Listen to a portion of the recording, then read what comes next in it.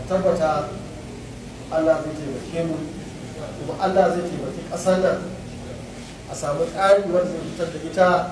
daga cikin wannan mawuyacin hali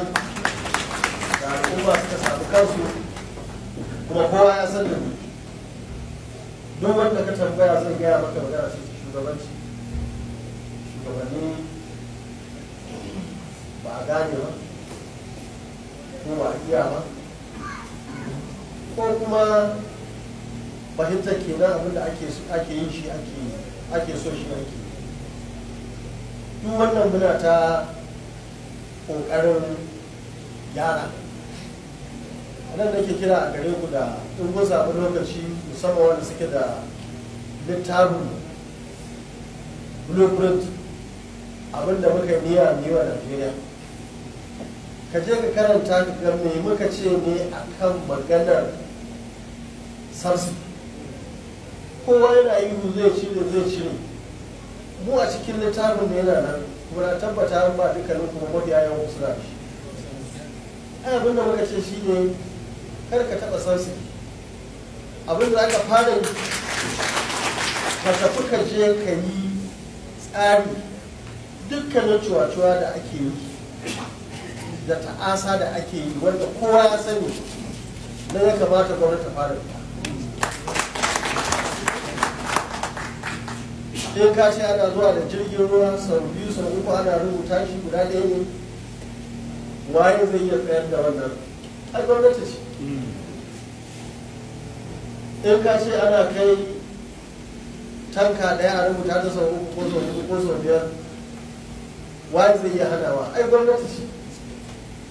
in ka ce ana ɗiban man Najeriya ana fitar da shi waye zai iya hana wannan ai gwamnati ce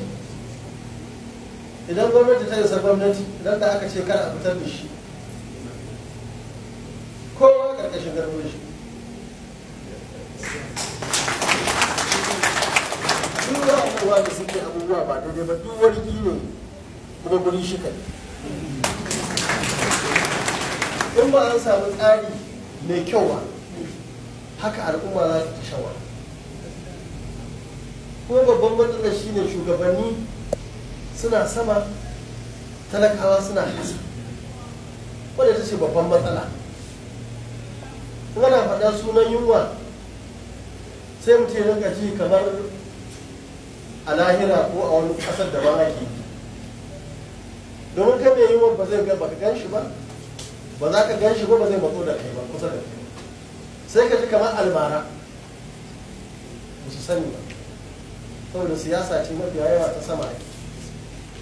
ba sa ma'amala da ƙasa kuma ba a maganar ma ƙasa ko muka yi rashin sa'a sun riga sun ɓata tsari talakan ƙasar nan ya sha wuya ya yi laushi wanda kullum duk abubuwan da suke faruwa mun sani ba nan gaba ran da aka ce an zo zaɓe sai ga kamar asiri aka yi mutane ana karɓar taliya ana karɓar naira 2000 ana karɓar abubuwa